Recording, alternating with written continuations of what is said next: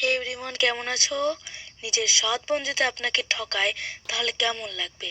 এই মুভিতে তাই এক্সপ্লেন করবো, যেখানে নাকি তার সৎ বোন তার সাথে ছলনা করেছে, তারপর মেয়েটি মরার পর আবার পুনর্জন্ম নিচ্ছে। মেয়েটি কি পারবে নিজের ভবিষ্যৎ পাল্টাতে?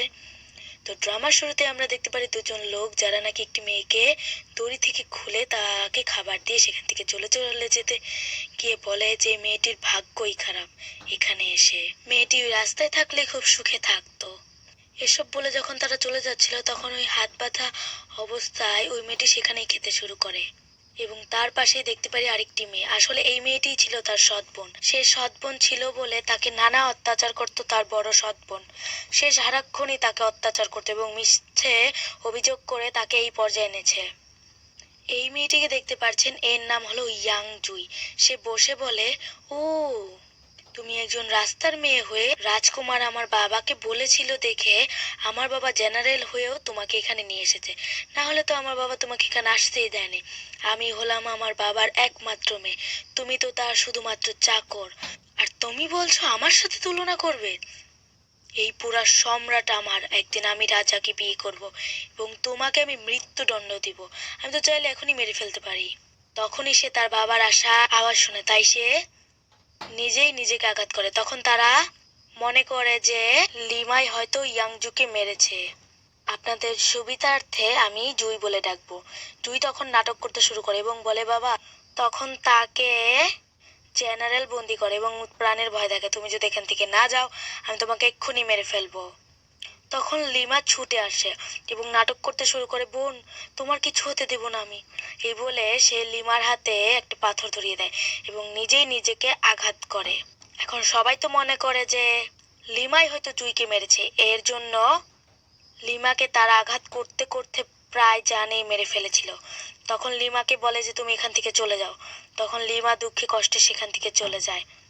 তখনই হঠাৎ করে তার উপর কেউ আক্রমণ করে। তখন আমরা দেখতে পারি সেটা আর কেউ না, বরং জুই। জুই বলতে থাকে, তোমার এত বড় সাহস, তুমি এখনো বেঁচে আছো, তুমি কেন মরলে না?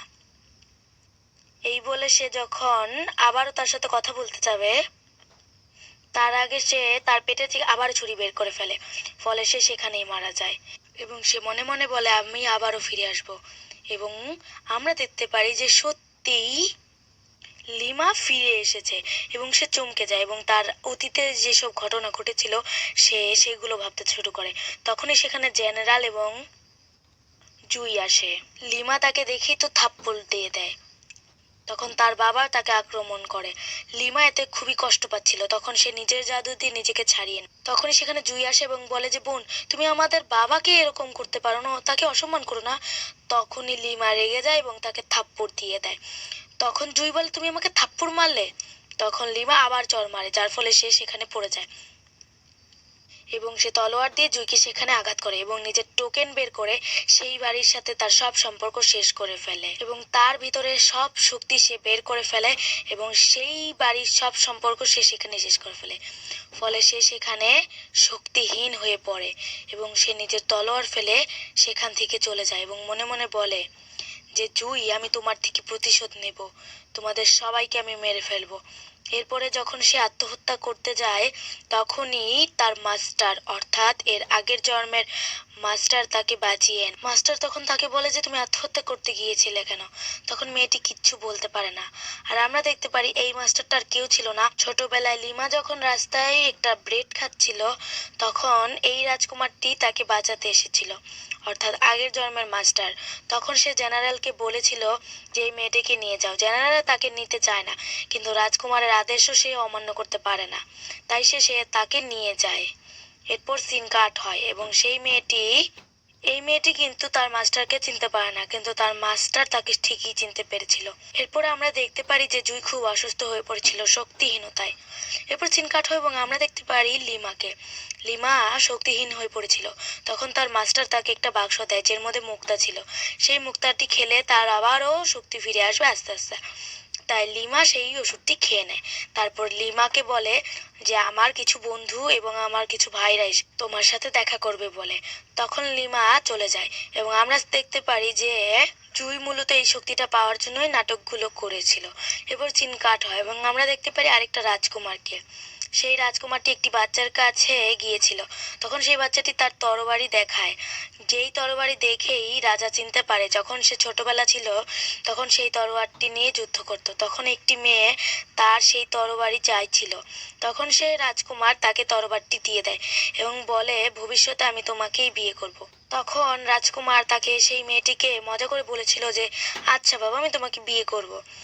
রাজকুমার কিন্তু সেই মেয়েটির কথা এখনো ভুলতে পারেনি, তাই সেই তরবারিটা দিয়ে সে অবাক হয়ে গেছিল। এরপর সিন কাট হয় এবং আমরা দেখতে পারি লিমাকে, যে নাকি তার শক্তি করছিল। এরপর তার এন্ট্রি হয় তার ভাই এবং বন্ধুদের। তার বন্ধু এবং ভাইরা তার জন্য অনেক সুন্দর সুন্দর পোশাক, জামা কাপড়, গহনা নিয়ে এসেছিল। লিমা কনফিউজ হয়ে গেলে তার মাস্টার বুঝতে পারে এবং সে নিজেই তাকে সাজিয়ে দেয় এবং আমরা দেখতে পারি তাকে অসম্ভব সুন্দর লাগছিল। তার সব ভাই বন্ধুরা তো তার দিকে এক দৃষ্টিতেই তাকিয়েছিল। তখন লিমা বলে যে এবার আমার প্রতিশোধ নেওয়ার সময় এসে গেছে। এই বলে সে তার ম্যাজিক যন্ত্র বের করে এবং সেখান থেকে চলে যায়। তারপরে আমরা দেখতে পারি যে তার মাস্টার বলে তার পিছু পিছু যাও। এরপর সিন কাট হয় এবং আমরা দেখতে পারি সে একটা কাগজের পাখিকে জীবন্ত করে বলেছে যে সেই মেয়েটিকে খুঁজে আনো। তার পাশে থাকা একটি ছেলে বলে যে একজন মহিলা আপনার সাথে দেখা করতে এসেছে এবং আমরা দেখতে, আর কেউ না বরং লিমা। হ্যাঁ, লিমা আবারও চলে এসেছে তাদের থেকে প্রতিশোধ নিতে। লিমা কি পারবে তাদের থেকে প্রতিশোধ নিতে? এই এপিসোডটি এখানেই শেষ হয়ে যায় এবং পরের এপিসোডে জানতে পারবো সে প্রতিশোধ নিতে পারবে কি না।